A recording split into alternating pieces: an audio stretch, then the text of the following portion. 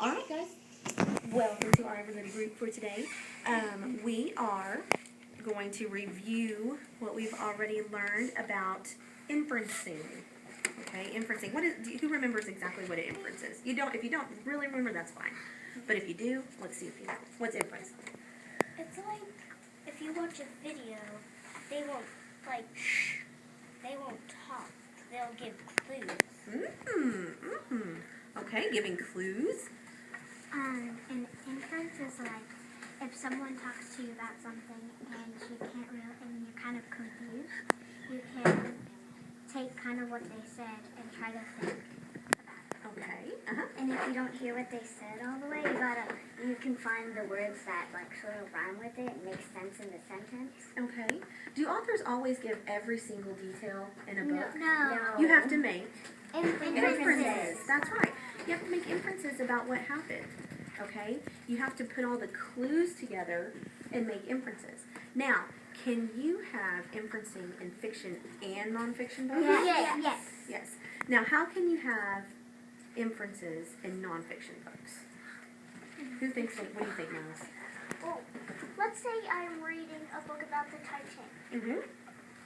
And I'm using my knowledge that I know there was an iceberg, but I didn't know what size it was.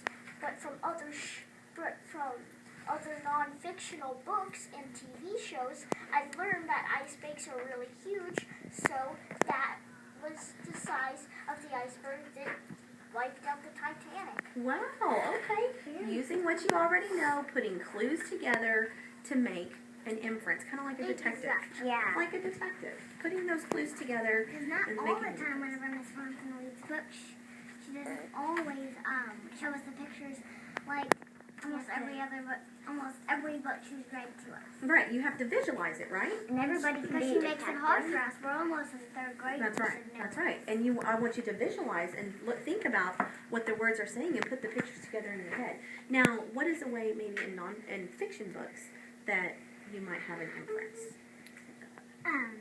So maybe we read about a chapter book, and let's say it's about animals, and it's fiction, so the animals can talk to each other, and so it doesn't show that many pictures, so we have to think about what if like they explain what color the animals are, we have to say, well, it's brown and white, so we have to kind of put it together as we hear the book.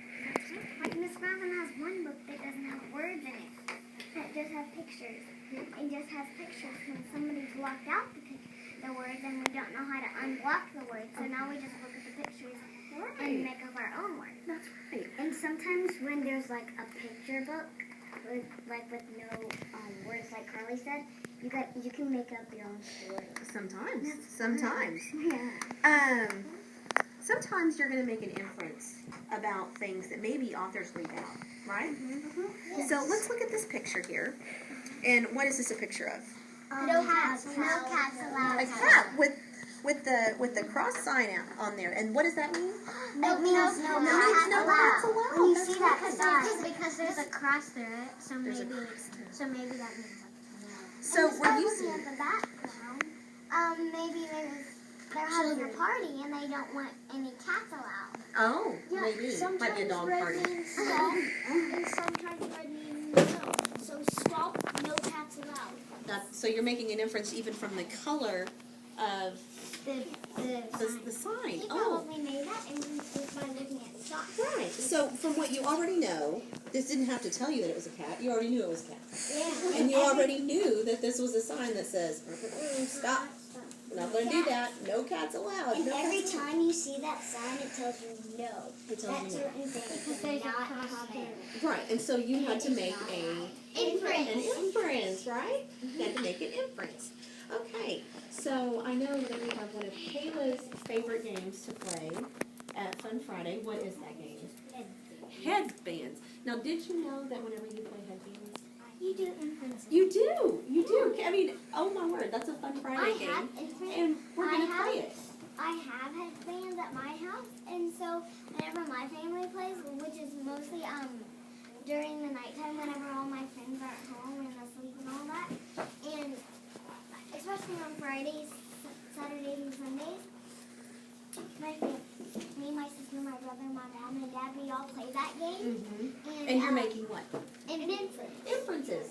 Inferences. Now, whenever, y'all be honest with me, whenever y'all first started playing headbands, before we learned about inferences, did y'all know that that's what that was? Yeah. No. A little bit. Maybe a little bit. Probably the first time I've ever played headbands. Well, okay, so whenever you're playing headbands, you put the headband on, you put the card up front. And then you have to do what? And then you have to, What do you have to do, some Miss people Taylor? act out. Like the other person will like maybe give you clues of what you're saying. Right, but they're not going to tell you exactly what it is. Because they're acting out. They have to give clues about it. Yeah. So, let's get the headbands game out and let's play it, and then we will make, what?